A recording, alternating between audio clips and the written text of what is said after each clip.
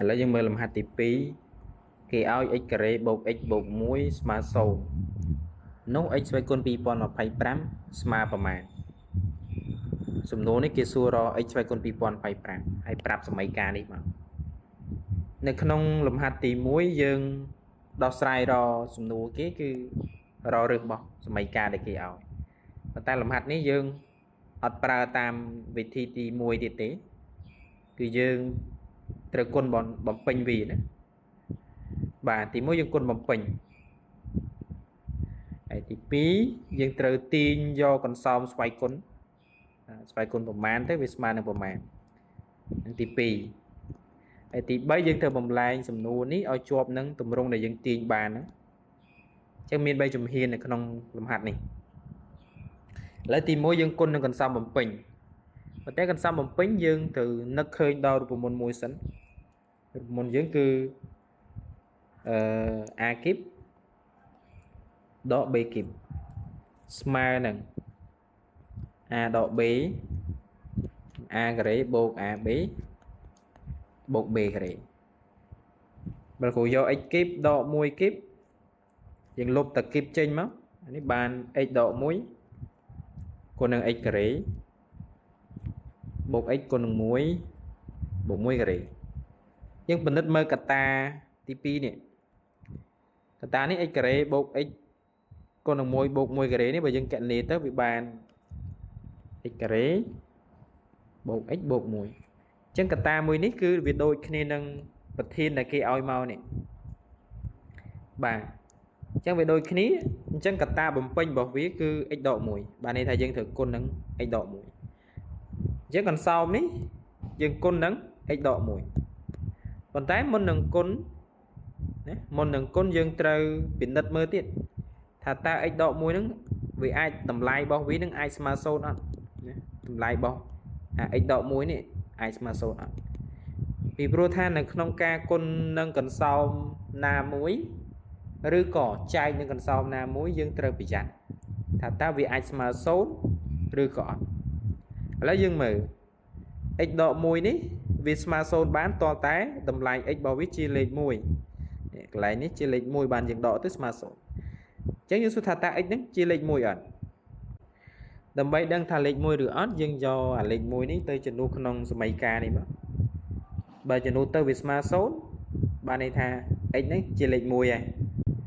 ប៉ុន្តែបើចំនួនទៅមិនស្មើ0បានន័យថា x មិនមែនជាលេខ1ទេឥឡូវយើងចំនួន1ការ៉េបូកនឹង1បូក1អានេះបាន3អញ្ចឹងវាអត់ស្មើ0ទេអញ្ចឹងមានន័យថា x កន្លែងនេះមិនមែនជាលេខ1ទេបើ x មិនមែនជាលេខ1បានន័យថាកន្សោម x ដក1នេះវាអត់អាចស្មើ0ទេព្រោះ x កន្លែងនេះមិនមែនជាលេខ1អញ្ចឹងយើងអាចគុណបានដោយ x ស្មើ1មិនមែនជាឬគេបានបាទយើងគុណកន្សោមខាងឆ្វេងហើយខាងស្ដាំគុណដូចគ្នាមកx ដក1យើងគុណនឹង x ដក1គុណនឹង x ការ៉េបូក x បូក1ស្មើនឹង0គុណនឹង x ដក1ដូចគ្នាបាទខាងឆ្វេងគុណប្រមាណខាងស្ដាំគុណប៉ុណ្ណឹងដែរអញ្ចឹងតួខាងឆ្វេងយើងបានចូលរូបមន្តយើងនេះបាន x គីបដក1គីប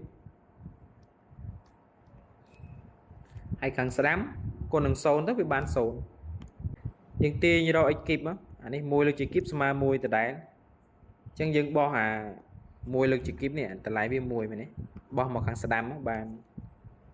x លើកជាគីបស្មើនឹង1អញ្ចឹងតម្លៃនេះជាតម្លៃរបស់ x គីប x បើយើងអត់ស្មើ1ទេដោយសារនេះលក្ខខណ្ឌកន្លែងនេះគឺ x មិនមែនស្មើ1ទេហើយបើ x ស្មើ1យើងគុណអត់កើតទេព្រោះ x ស្មើ1វាស្មើ0បាត់ហើយគុណទៅវាអត់កើតវាធ្វើឲ្យបាត់បង់លក្ខណៈដើមរបស់វាបាទអញ្ចឹងកន្លែងនេះយើងអត់ទាញរក x ទៀតទេយើងទាញរកស្វ័យគុណរបស់វាគឺ x ស្វ័យគុណ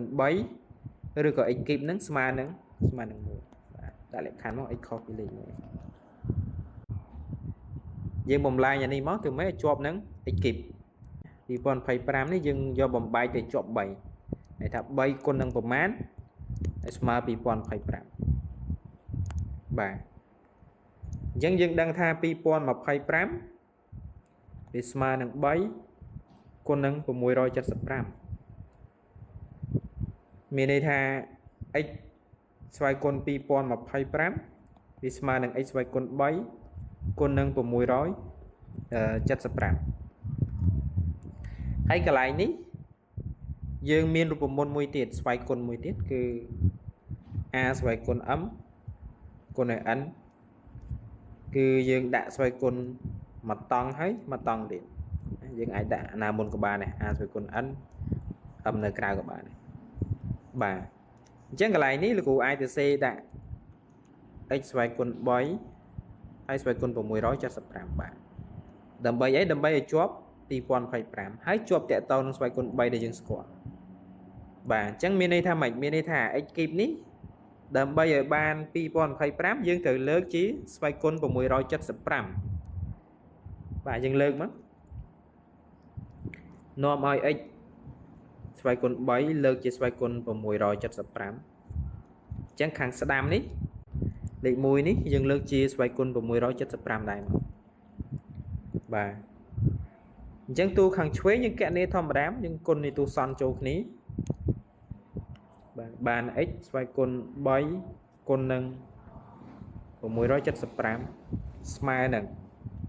អានេះ1ស្វ័យគុណ675ស្មើ1ដដែល